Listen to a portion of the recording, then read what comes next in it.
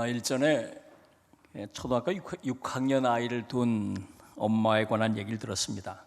아이가 글쓰기 숙제를 도와달라고 왔더랍니다. 그 제목이 뭔가 보니까 내가 살아가는 이유, 그런 제목이더라는 거예요. 초등학교 6학년에게 너무 어려운 질문이죠. 이 아이가 무슨 뜻인지, 어떻게 이걸 써야 되는지 난감해서 엄마에게 묻더랍니다. 엄마도 어떻게 이걸 풀어가야 하는지 고민하다가 아이에게 그렇게 물었답니다. 너 커서 뭐가 되고 싶으냐? 아이가 의사가 되고 싶더라고 그러더라는 거예요. 그래서 왜 의사가 되려고 그러는데 물었더니 아이가 의사 멋있잖아요. 대책이 없는 거죠, 대답이. 멋있다고, 멋있어서 의사가 되려고 하는 아이에게 무슨 말을 해야 될까요? 또 물었답니다. 그러면 의사가 된다면 뭘 하려고 하는데, 그랬더니 이 아이가 생각하더니 가난하고 어려운 사람들을 찾아다니면서 치료해 주고 싶은데요, 그렇게 말하더라는 거예요. 그래서 거기서 실마리를 잡아가지고 이렇게 내가 살아가는 이유를 쓰면 좋지 않겠나 하고 아이하고 이야기를 했다는 겁니다. 그런데 이분이 아이와 함께 이 얘기를 나누면서 스스로에게 묻게 됐다는 거예요. 나는 살아가는 이유가 뭔가? 지금 나는 살아가는 이유가 뭔가? 자기 스스로에게 물었다는 거예요. 가만히 생각해 보니까 젊은 시절 한두 번 생각해 보고는 지금까지 그런 생각 해보지 않고 그냥 바빠서 잊고 살아왔다는 것이죠. 모처럼 아이하고 그 이야기를 나누면서 다시 한번 깊이 생각해 보게 됐다는 것입니다. 그렇습니다. 대부분의 사람들이 사는 것이 바쁘고 살아내는 일이 벅차기 때문에 살아가는 이유를 잃어버린 채 살아갑니다. 분명히 살아가는 이유를 붙잡고 살아온다고 왔는데 나도 모르는 사이에 잃어버린 사람들도 참 많습니다. 철학에서는 두 종류의 인생을 말합니다. 하나는 생존입니다. 주어진 삶을 그저 살아내는 것에 급급한 인생이죠. 하루하루 밀려드는 일상을 마주하고 해결해야 할 삶의 과제와 씨름하며 살아가는 모습을 말합니다. 또 다른 하나는 실존입니다. 살아가는 이유를 찾으려고 힘쓰고 그 이유에 충실하게 살려고 애쓰는 인생을 말합니다. 일상 속에서도 살아가는 이유를 놓치지 않고 그 이유를 쫓아서 성실하게 살아가는 모습을 말합니다. 철학에서는 우리가 잘 산다는 것은 생존을 넘어서 실존으로 나아가는 것을 말합니다. 우리가 정말 인간답게 의미 있게 잘 사는 것은 생존하는 것이 아니라 실존하는 것이라고 철학에서는 말하고 있죠. 우리 신앙의 영역에서는 이 살아가는 이유를 사명이라고 설명할 수 있겠습니다. 우리 그리스도인들이 말하는 사명은 특별히 예수를 믿고 난 뒤에 발견한 살아가는 이유를 말합니다. 그리고 이 사명은 하나님께서 내게 주신 살아가는 이유를 말합니다. 그래서 우리가 예수를 잘 믿으려면 예수 믿고 난 뒤에 새롭게 살아가는 이유를 발견해야 합니다. 다시 말해서 사명을 발견하고 그 사명을 따라 살아가야 합니다.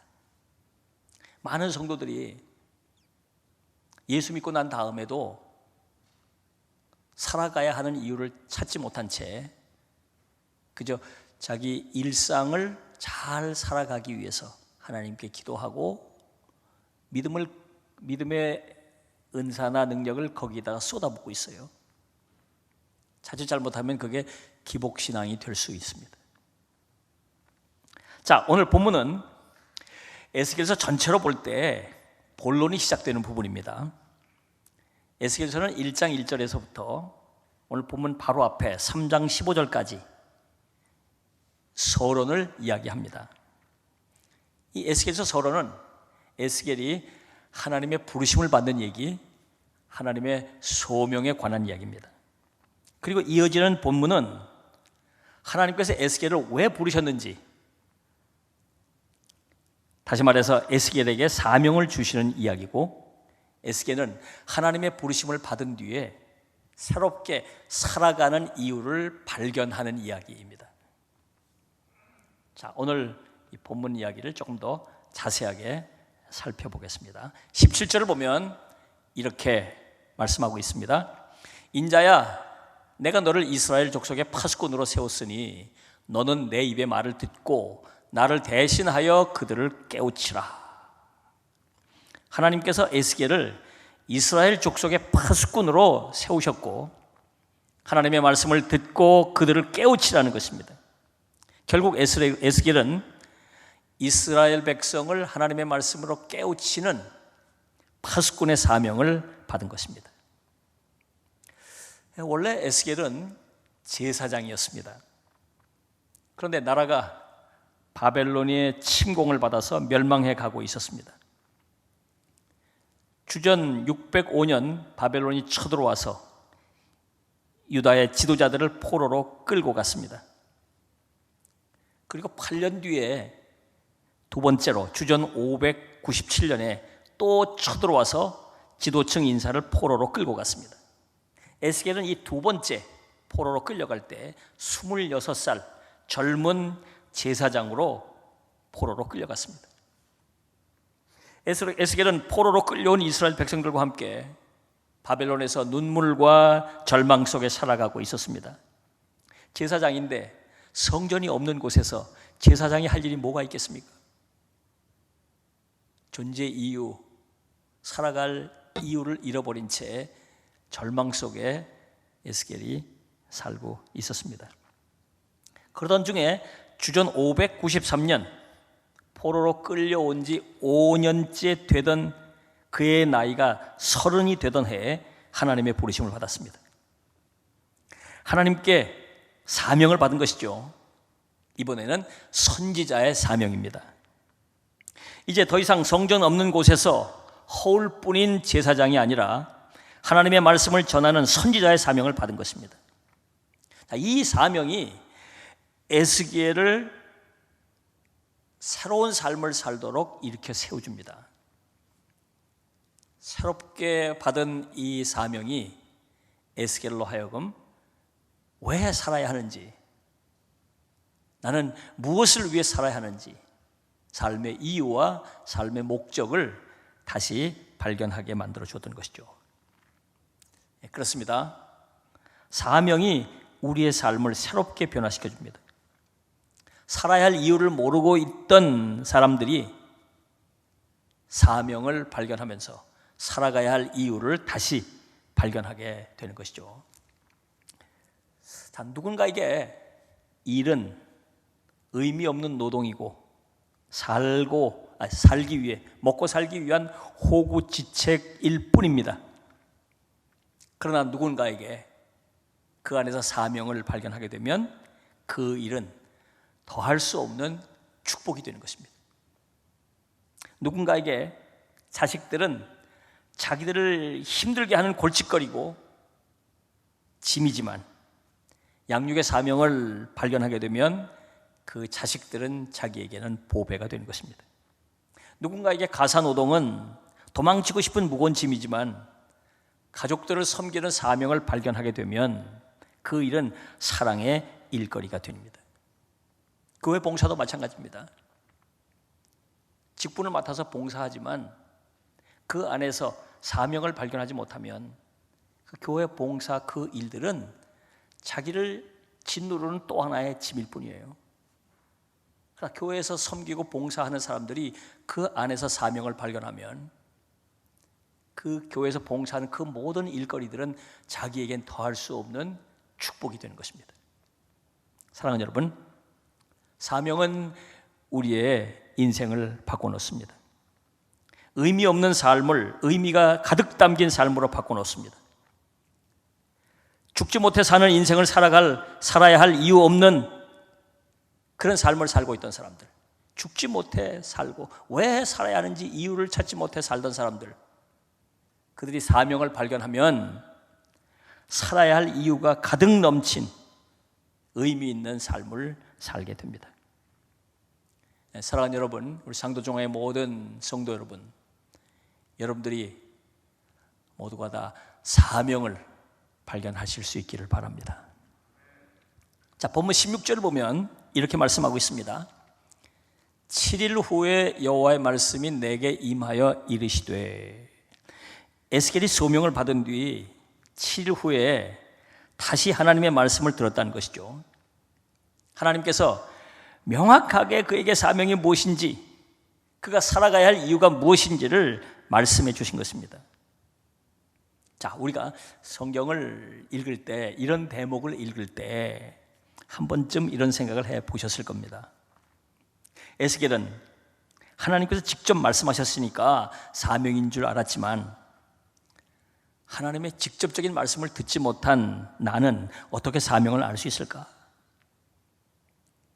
내가 사명이라고 믿는 것은 혹시 하나님께서 말씀하지도 않으셨는데 내가 스스로 사명이라고 생각하는 것은 아닐까? 그런 생각들을 좀 해보실 때가 있죠. 실제로 성경에서 사명받았다는 사람들 이야기 읽어보면 거의 대부분 직접적으로 하나님의 말씀을 들었습니다. 그래서 의심하거나 고민할 필요가 없었어요. 그런데 오늘 우리처럼 직접 하나님의 말씀을 듣기 어려운 이 시절에 우린 그러면 어떻게 사명을 알고 사명을 발견할 수 있을까요? 어떻게 사명을 발견할 수 있을까요? 답은 아주 의외로 간단합니다. 성령입니다. 우리 안에 내주하시며 우리 안에서 역사하시는 성령께서 우리에게 사명이 무엇인지를 발견하도록 도와주십니다. 때론 설교 말씀을 들을 때, 때론 성경을 읽고 기도할 때, 때론 어떤 사건을 경험하면서 내 마음속에 깨달음이 생깁니다. 마음이 뜨거워집니다. 어떤 결심이 일어납니다. 그리고 그 결심을 따라 살게 됩니다. 우린 이런 과정을 성령의 감동이라고 부릅니다. 베드로서 1장 21절을 보면 이런 말씀이 나옵니다.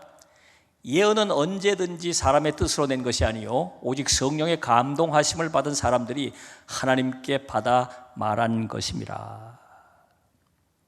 자, 이 말씀은 성경 기록 과정에 관해서 말씀하신 것입니다.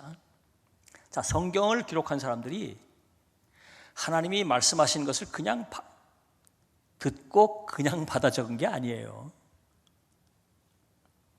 자기가 들은 이야기, 자기가 체험한 사건들, 자기가 쓰고 싶은 이야기들, 이런 것들을 마치 자기가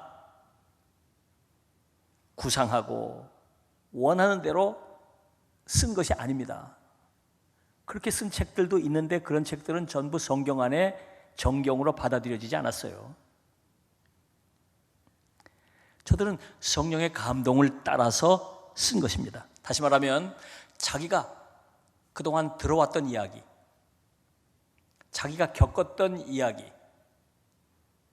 자기가 누군가에게 전해야 할 이야기, 자기가 연루돼서 경험했던 그 풍성한 복음 역사에 관한 증거들, 이런 것들을 생각하는 가운데 성령이 감동하셔서 이 이야기들을 쓰고 싶도록 그 마음을 감동하셔서 쓸 마음을 일으켜 세워주시고, 무엇을 어떻게 써야 할 것인가를 생각나게 해주시고, 그것들을 어떻게 써야 할지, 또 써서 누구에게 읽게 해야 할지 그 절차 과정을 성령께서 개입하셔서 역사하신다, 그 말입니다. 예를 들면 사도 바울이 로마서를 썼는데 사도 바울은 로마서를 성경을 쓸 생각 가지고 쓴 게 아니에요.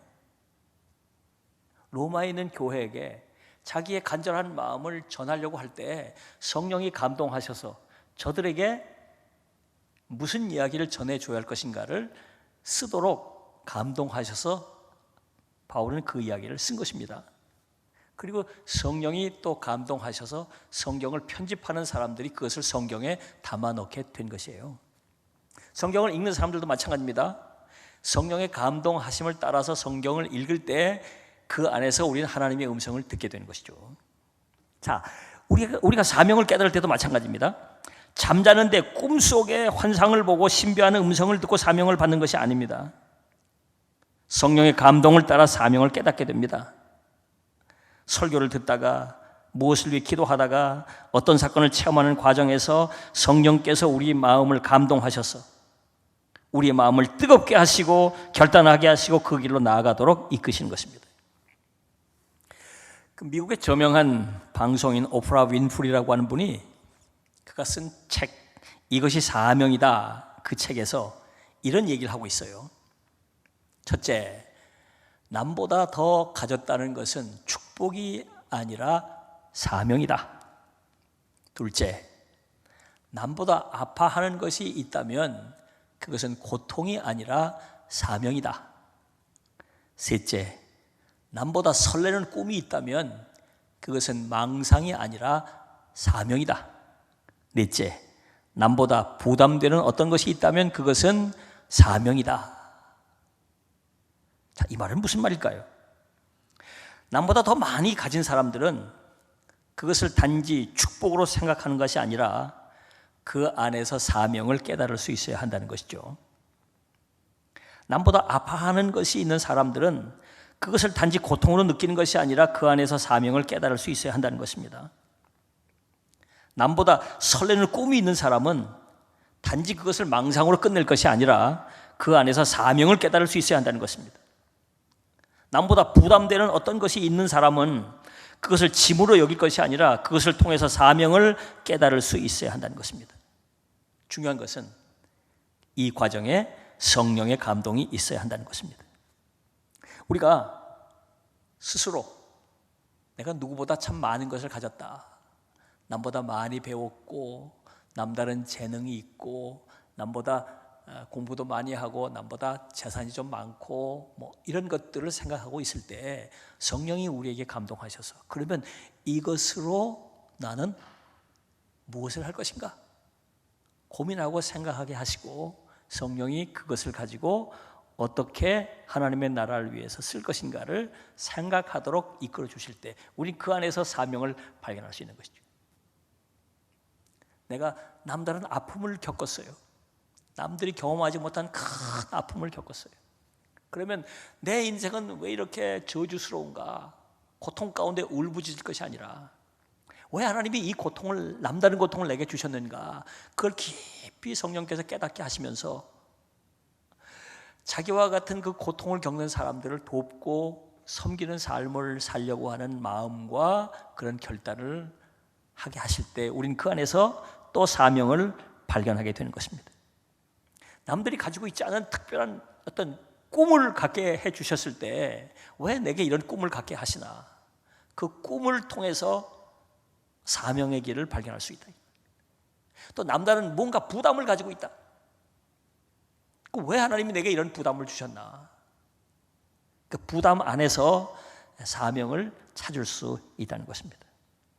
여러분, 이 모든 과정에서 성령의 감동이 있다는 사실을 기억하십시오. 사명을 발견하려고 할 때 우리는 성령의 감동에 민감해야 합니다. 특히 성령께서 가슴 뛰게 하신 일을 주목하십시오. 특히 성령께서 내 마음 안에 뭔가를 특별히 주목하게 하시는 것들이 있다면 그것들을 민감하게 살펴주십시오.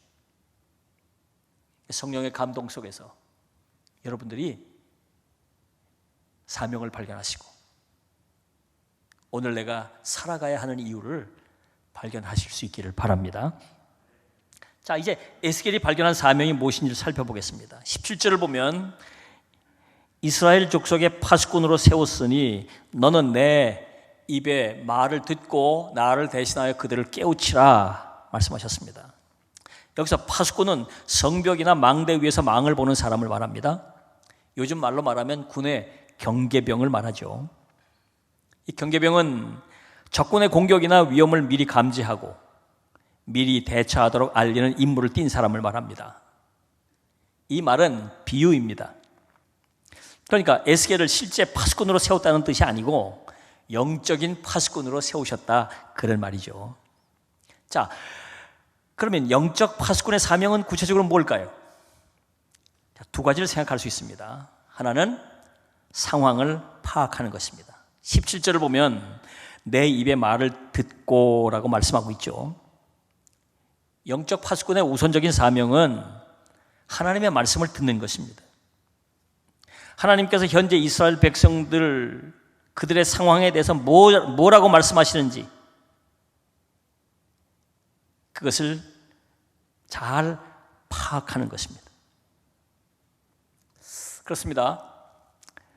우리가 영적인 관점에서 우리가 살고 있는 현 상황에 구체적인 그런 내용들을 영적인 관점에서 파악할 필요가 있습니다. 세상 사람들이 보는 것과 다른 관점에서 현 상황을 파악할 필요가 있습니다. 특별히 하나님의 관점에서 현 상황을 잘 파악할 필요가 있습니다. 이 세상에 일어나는 일들, 또 나와 관련해서 일어나는 일들을 남다른 시각에서, 남다른 관점에서 영적으로 그것을 파악하고 분석할 필요가 있어요. 영적 파수꾼들은 그런 능력이 있어야 합니다. 제가 신학교 다닐 때 공부했던 한 신학자의 명언이 떠오릅니다. 20세기 가장 위대한 신학자로 손꼽히는 칼 바르트라는 분이 한 말입니다. 이분은 그런 말을 했어요. 한 손에는 성경을, 그리고 한 손에는 신문을, 그리고 이런 말도 덧붙였습니다. 우리에게는 성경과 신문이 정말로 필요하다. 신문은 인간이란 뭔가에 대한 일상적인 기사를 매일 제공한다. 그리고 성경은 하나님의 사랑을 받는 이 인간이 과연 어떤 존재인가에 대해 끊임없이 가르치고 있다. 영적 파수꾼은 한 손에 성경을 들고 또 다른 한 손에는 신문을 들고 읽으면서 현재 상황을 남다르게 영적으로 파악할 수 있어야 합니다. 자, 성경만 들고 읽기만 하면 세상 돌아가는 상황을 파악할 수 없습니다. 신문만 들고 읽기만 하면 세상 사람들이 보는 관점 그 이상을 가질 수 없습니다. 이 둘을 함께 들고 읽으면 영적 관점으로 세상을 남다르게 볼 수 있습니다. 저는 현재 벌어지고 있는 이 코로나19 사태에 대해서 영적인 분별력을 가지고 살펴볼 필요가 있다고 생각합니다. 왜 이런 일이 일어났고 이 일이 우리에게 주는 영적인 메시지는 무엇인가를 살펴볼 필요가 있다고 생각합니다. 저는 한 손엔 성경을 들고 한 손엔 신문을 들고 영적인 메시지를 찾아보려고 지금 애쓰고 있습니다. 특별히 창세기 바벨탑 사건을 읽으면서 신문을 통해 현 상황을 들여다보았습니다. 우선 인간이 얼마나 무기력한 존재인지, 인간이 쌓아온 현대 문명이라는 것이 얼마나 신기루같이 허망한 것인지를 새삼스럽게 보게 되었습니다.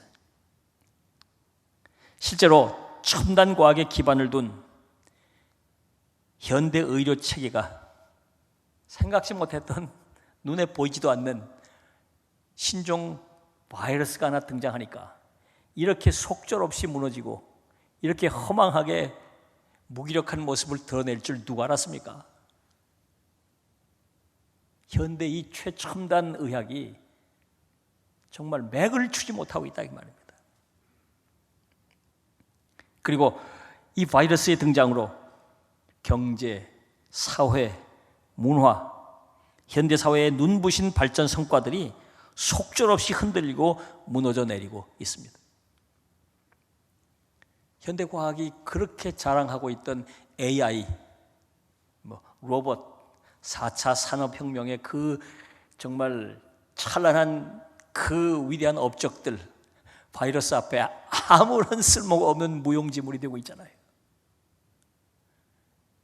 어떻게 이런 일이 생겨날 수 있을까? 마치 바벨탑 사건에서 보듯이 인간이 쌓아온 현대 문명이 무너져 내린 바벨탑 같아 보인 것입니다. 그러면서 인간의 교만에 대해 하나님의 경고의 음성을 듣습니다. 하나님을 대적하는 인간의 악함을 보게 됐습니다. 우리가 정말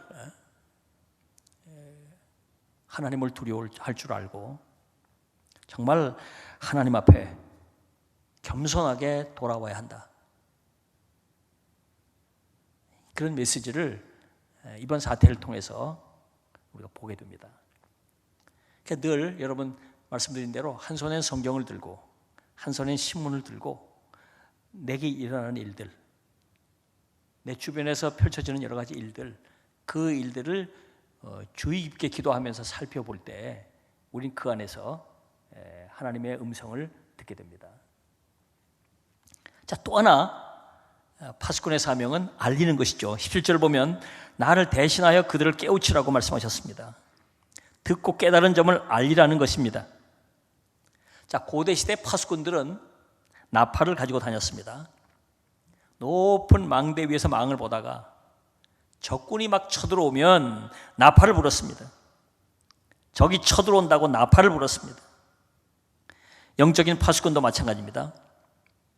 말씀을 듣고 그 말씀 속에서 깨달은 것을 하나님의 백성들에게 알려야 합니다. 뭘 알려야 할까요? 우선 상황을 알려야 합니다. 자다가 깰 때임을 알려야 합니다. 대적마귀가 다가오고 있는데 졸고 있는 사람들에게 지금 그럴 때가 아니라고 알려줘야 합니다. 충성하고 헌신해야 하는데 쉬고 있는 사람들에게 지금 그럴 때가 아니라고 알려줘야 합니다. 믿지 않고 있는 사람들에게 지금 그럴 때가 아니고 지금이 바로 구원받을 때라고 하는 사실을 알려줘야 합니다. 남들이 깨닫지 못하고 남들이 발견하지 못한 그 상황에 대한 이해를 전해줘야 합니다. 그리고 특별히 우리는 죄를 알려야 합니다. 하나님께서 미워하시는 것이 무엇인지를 분명히 알려야 합니다. 죄 짓고 있으면서도 그것이 죄인 줄 모르고 있는 사람들에게 저들이 저지르고 있는 죄를 분명히 알려야 합니다. 그래서 저들이 회개하고 돌아올 수 있도록 해야 합니다.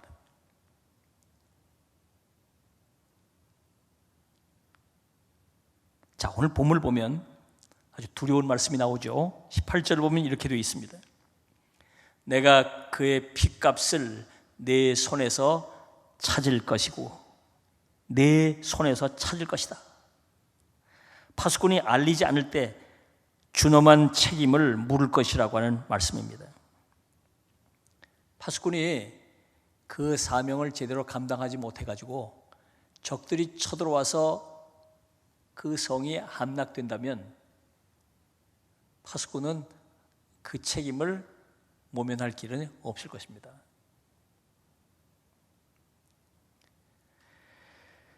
우리가 전하지 않아서 예수 믿어야 할 사람이 믿지 못한다면 그 책임을 우리에게 물으실 것입니다. 우리가 말씀을 제대로 전하지 않아서 회개할 사람이 회개하지 못한다면 그 책임을 물으실 것입니다. 우리가 권하지 않아서 헌신할 사람이 헌신하지 못한다면 그 책임을 우리에게 물으실 것입니다.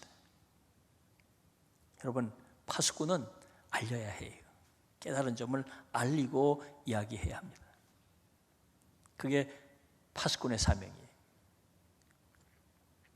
사랑하는 여러분, 우리가 살아가는 이유,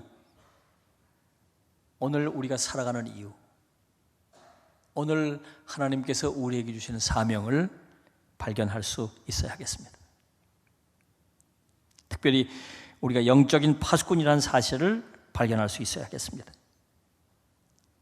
말씀의 눈으로 상황을 잘 파악하고 그리고 파악한 것을 잘 전해가야 하겠습니다. 오늘 이 시대를 살아가는 사람들이 영적으로 눈을 뜨지 못해서 진리가 아닌 것을 진리로 착각하고 끌려가고 있고, 하나님을 볼 수 있는 눈을 가지지 못해서 하나님은 아닌 것을 하나님처럼 의지하고 믿고 살다가 어려움을 겪고 있습니다. 우리가 신천지 사태를 보고 이 바이러스 사태를 보면서 더더욱 우리가 영적 파수꾼의 사명을 잘 감당해야 되겠다, 그런 생각을 하게 됩니다. 여러분 모두가 다시 한번 오늘 내가 살아야 하는 이유, 하나님께서 내게 주시는 사명이 무엇인지를 깊이 깨달을 수 있길 바라고, 특별히 영적 파수꾼의 사명을 잘 감당하며 살아가시기를 우리 주님의 이름으로 부탁합니다. 기도하겠습니다.